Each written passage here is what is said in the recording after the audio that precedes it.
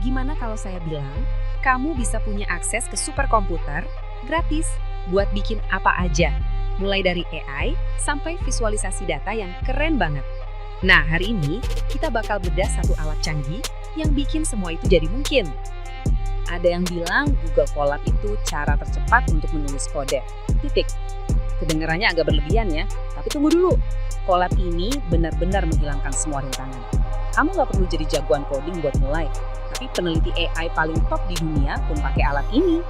Dan bagian terbaiknya, kamu nggak perlu komputer spek dewa atau pusing mikirin instalasi yang rumit. Selama kamu punya browser dan koneksi internet, kamu udah siap. Beneran, sesimpel itu. Oke, kita mulai dari bagian pertama ya. Coba deh, jangan anggap Colab ini cuma alat ngoding biasa. Anggap ini super komputer pribadi kamu yang ada di cloud. Dan yang paling penting, gratis. Terus, apa aja sih enaknya? Pertama, kamu dapat akses gratis ke GPU dari Google. Anggap aja ini kayak mesin turbo buat komputer kamu. Penting banget buat kerjaan berat kayak ngelatih AI. Kedua, dan ini yang paling saya suka, kamu nggak usah pusing-pusing soal setup. Nggak ada install-install aplikasi aneh, semuanya udah siap. Kamu tinggal datang, duduk, dan langsung ngoding. Nah, sekarang kita masuk ke rahasia kenapa Colab ini gampang banget dipakai. Kenalan yuk sama yang namanya Jupyter Notebook dan selnya yang ajaib. Jadi, Jupyter Notebook itu apaan sih? Gampangnya gini, ini tuh kayak kanvas kerja interaktif di browser kamu. Beda dari cara lama di mana kamu nulis semua kode di satu file panjang, di sini kamu bisa pecah-pecah kodenya jadi blok-blok kecil. Nah, blok-blok inilah yang kita sebut sel. Nah, disinilah bedanya kerasa banget.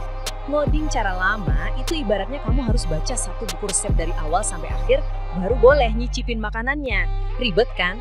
Nah, kalau pakai sel di Colab, ini tuh kayak kartu resep per langkah. Kamu jalanin satu instruksi, cicipin hasilnya langsung, baru lanjut ke instruksi berikutnya. Jauh lebih asik dan gampang buat pemula. Ini juga fitur yang keren banget. Kamu bisa selipin sel teks di antara kode kamu buat nulis catatan, penjelasan, atau bahkan nambahin gambar. Jadinya, ini kayak bikin cerita di balik kode kamu. Hasilnya, kode kamu nggak cuma jalan, tapi juga gampang dimengerti. Baik buat diri sendiri nanti, atau buat orang lain. Kalau kamu pikir Colab cuma buat ngambilin taks sama angka doang, wah siap-siap kaget ya, karena kemampuannya jauh lebih dari itu. Cuma dengan beberapa baris kode, boom, kamu bisa bikin visualisasi data yang kompleks kayak gini.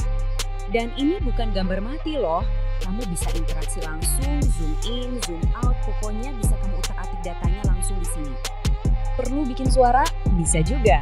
Colab bahkan bisa nge-generate file audio kayak gelombang sinus ini dan kamu bisa langsung putar di dalamnya. Ini nunjukin betapa fleksibelnya platform ini. Bahkan bikin elemen interaktif kayak slider gini juga bisa, tanpa perlu pusing belajar coding web yang rumit. Ini cara super cepet buat ngetes ide-ide kamu secara visual. Oke, tadi kan kita udah lihat yang seru-seru. Sekarang kita masuk ke puncaknya. Kita bakal lihat gimana caranya kamu bisa ngelakuin sesuatu yang wah bener-bener powerful.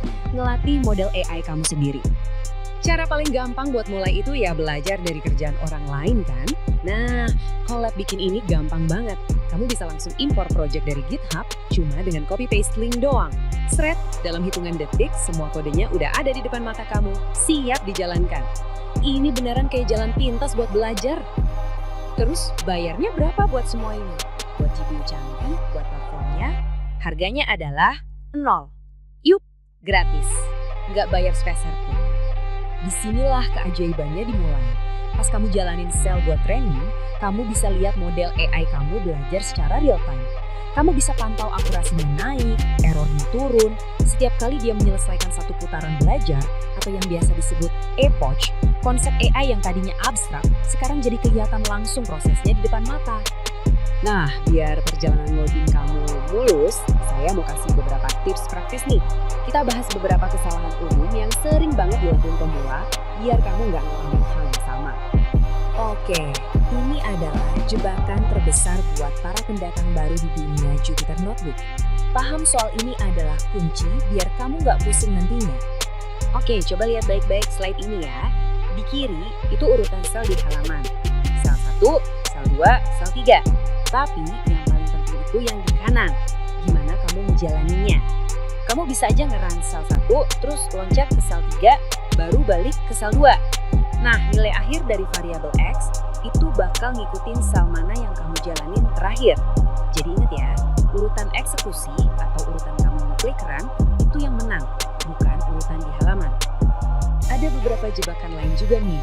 Pertama, lupa nge-run sel. Solusinya gampang, pakai aja tombol run all. Kedua, sesi collab itu ada batas waktunya, sekitar 90 menitan. Jadi jangan lupa simpan hasil kerjaan kamu. Dan yang terakhir, ingat, collab itu bukan database. Dia buat ngitung, bukan buat nyimpen data permanen. Jadi intinya apa? Intinya adalah dengan alat kayak Google Colab ini, semua halangan buat mulai berkarya, entah itu halangan teknis, halangan biaya, semuanya udah nggak ada lagi. Sekarang, kekuatan komputasi yang luar biasa ini ada di tangan kamu. Cuma modal browser. Pertanyaannya bukan lagi, bisa nggak ya aku bikin ini? Tapi udah berubah jadi, oke, aku mau bikin apa sekarang? Jadi, proyek pertama apa yang bakal kamu buat?